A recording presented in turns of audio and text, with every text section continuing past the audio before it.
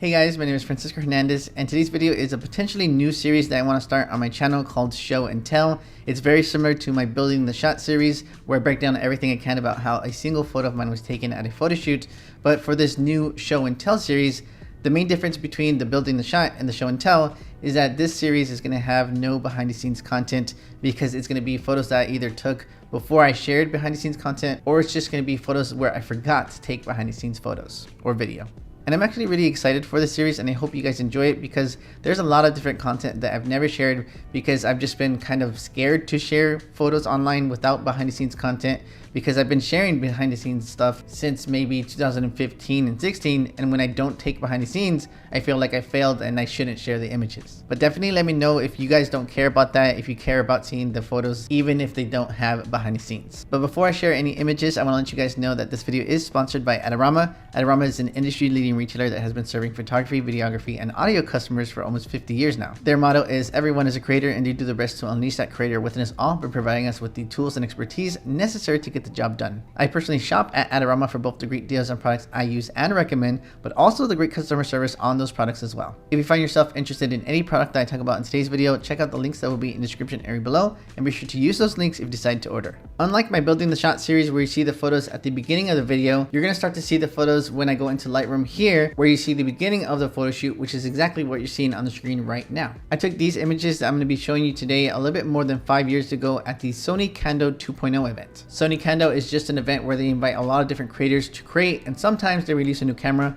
but I don't believe they did so at this event. One thing that they offered at the event is the ability to work with models for like an hour, so I did exactly that. But unfortunately, I didn't have anybody to hold the light setup for me for this photo shoot, so that's why I started off with natural light. Then I thought to get brave enough to use my own light setup, to hold my own light setup, so that's exactly what I did. And I'll show you guys in a quick behind the scenes from later at the second location what I was actually holding, which is this setup right here, which is a Suri monopod with a dual 200 setup that's connected to a 38-inch glow parapop that is double diffused. But back here to the beginning of this photo shoot, I was shooting natural light, so I'm just going to cycle through these different images. And one thing that was great with this model is that she was great at giving me poses and expressions, so I just had to change my own composition to adjust and get more interesting compositions for her great poses and expressions. For this image, I did just raise the exposure just a little bit in terms of the shadows, so you can see a little bit more detail there. But pretty much this right here and these different photos are how it looked like with just natural light, and this is with the exposure raised just a little bit for those shadows.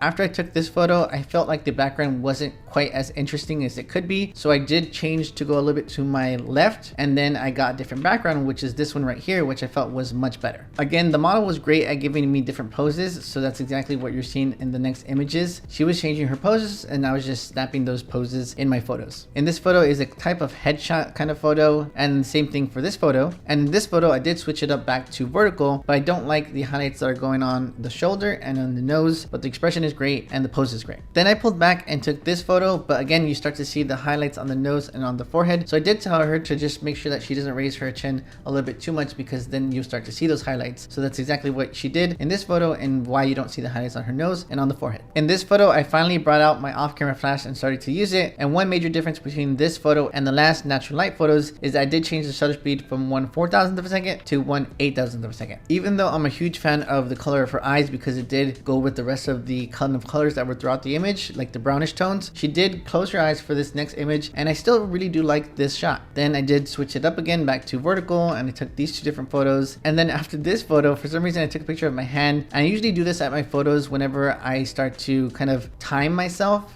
and try to work faster, so maybe that's what happened here, but I'm not exactly sure. With this pose, I'm not a huge fan of it, because I feel like it's kind of just too leaned back, and it's not really doing anything to the rest of the, I'm not seeing any sort of angles that kind of make a good pose. So I think I might have told her that, but for this photo and this next one, she did give me that kind of exact pose, and then she started to change it up and then brought the hand up. I might have told her that because I felt like I needed to see some sort of angles. So it's a little bit still leaned out, but at least I have that hand and her expression looks better. So I feel like the pose does work for for this shot. The exposure is brighter in this next photo, and I'm not sure why. My best guess, since the settings are the same in this previous shot and in this one, is that the sun was behind the clouds and then they started to break through the clouds and gave me a brighter ambient exposure. That last photo and this photo are still a little bit bright. This one's not as bright as that previous image, but in order to kind of combat the brighter exposure, the ambient exposure, I did lower the ISO from 100 to ISO 50, which is what you're seeing on the screen right now. But I am going to skip this image just because she's mid-blink and leave it on this image for a second. Like I said before, I don't have a behind the scenes photo or video of me taking these photos, but Sony did release a video which is like a highlight of the day 3 of Sony Kando 2.0, and I do show up just for a quick second or a couple of seconds on there, so I'm gonna just throw that on the screen right now. Unfortunately, you can't see me holding up the light, but I was holding the entire light setup, and that's exactly what I was using to light up this image. You can't see the flash firing though, so I'm just gonna cycle through these next couple of images so you guys can see. She was giving me different poses and I was just taking them, and I think this is the photo that you see me take in that Sony Kando clip. Here's the last couple of images in this first location before I moved to this secondary location. In this spot, I did actually get somebody to help me. Somebody was just walking by and I said, please, can you hold my light setup for like a minute or two? And I took these couple photos that I'm gonna show you right now, but I do want to see exactly how long I was taking in this spot. So this photo was taken at 4:16:46, and then this next image here was a little less than 2 minutes. So I didn't have this person here take up a lot of time. I was there less than 2 minutes. So I try to work very quick. I don't want to waste anybody's time. So I did shoot very fast. For this image and this next one, I do want to say that the exposure of the flash output is a little bit low. I want to say that I do eventually raise it. So that's exactly what I did in this photo. But what you can see is that it is a little too bright. So I did lower it again, but not as much as previously in this shot here.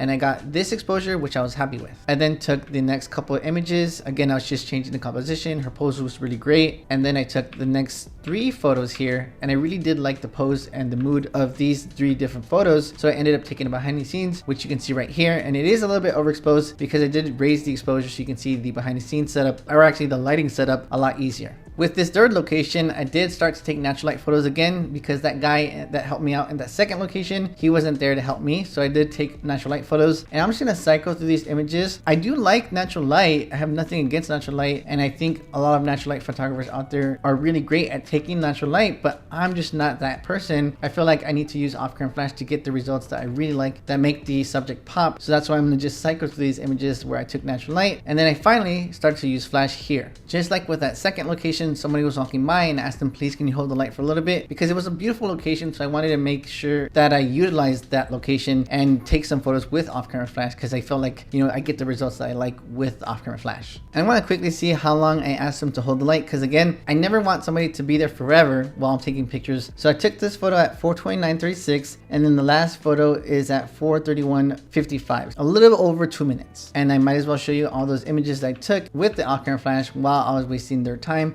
Obviously this is too bright, but I did correct it eventually. Hopefully. Okay, obviously I didn't change the brightness. Maybe I felt like the exposure was fine where I could adjust it in post, because I didn't want to waste any time adjusting the exposure and did have leeway to correct it in post. So I didn't want to be a further burden to this person that was holding the light. So instead of adjusting the exposure right there, I felt I could just adjust in post. So let me continue and show you guys the rest of the photos. I do like this photo, and I think that might have been the winner for this specific close composition. Then I went a little bit further back and I took these next series of shots here, and I think when I took this photo, I really did like the mood of it, so that's why I took this photo here to remove it and post the light setup and post. And that was the last one from the guy holding that light setup. And then once that guy left, I did start to take some photos with me holding the light setup. So this is the first photo without the light on, then the light is on, but I don't think that the flash was powerful enough to overcome the very strong natural sunlight that was happening on her face. So I did take a couple photos, and